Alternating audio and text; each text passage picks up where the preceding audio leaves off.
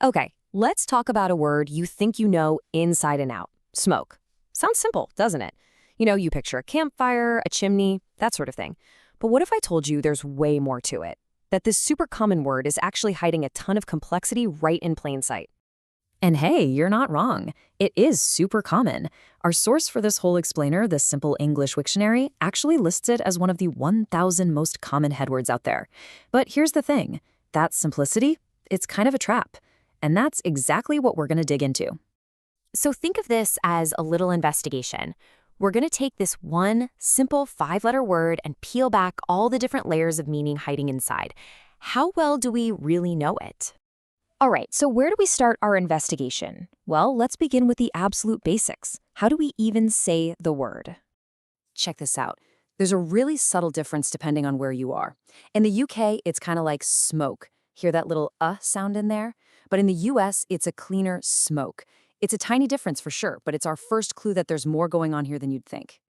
Okay, so pronunciation is one thing. Now let's get into the meaning. The first layer, the one we all think of, is smoke as a thing, right? A substance. In grammar speak, we'd call that a noun. And this is the classic dictionary definition, the gray or black stuff that goes up into the air when something's burning. You can see it, you can smell it, but is that it? Is that the only way we use smoke as a noun? Well, you probably guessed it. No way. This would be a really short explainer if that was the whole story.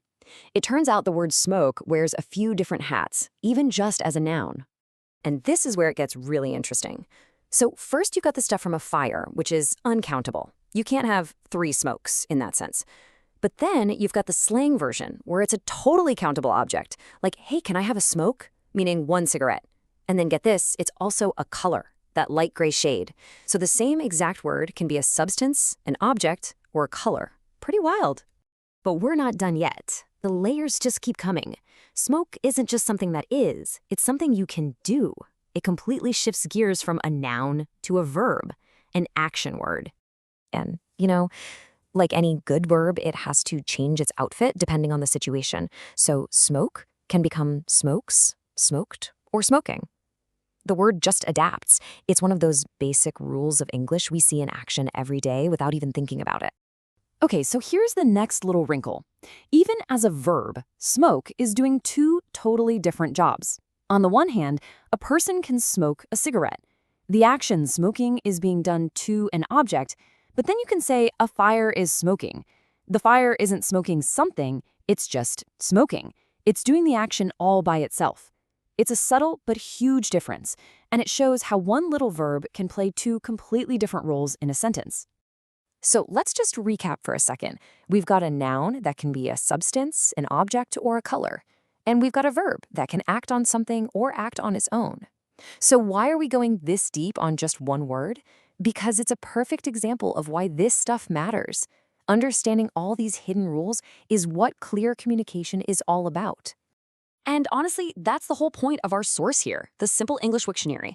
The goal isn't to dumb things down, it's the opposite. It's to use simple language, sometimes called basic English, to break down these really complex ideas that native speakers just, get without thinking. It makes the language easier for everyone to understand on a deeper level. And believe me, the need for this kind of clarity is absolutely universal. See that number? 74? That's how many languages the entry for smoke is available in. 74. That just goes to show you how basic, how fundamental this idea is to people all over the world, and why it's so critical that we understand even our simplest words. So when you boil it all down, this isn't really just about the word smoke. It's a reminder that the language we use every single day is packed with these fascinating layers and surprises. And it really leaves you with a question, doesn't it? If a word this common, this simple, has so much going on under the hood, what else are we missing? What other secrets are hiding in plain sight?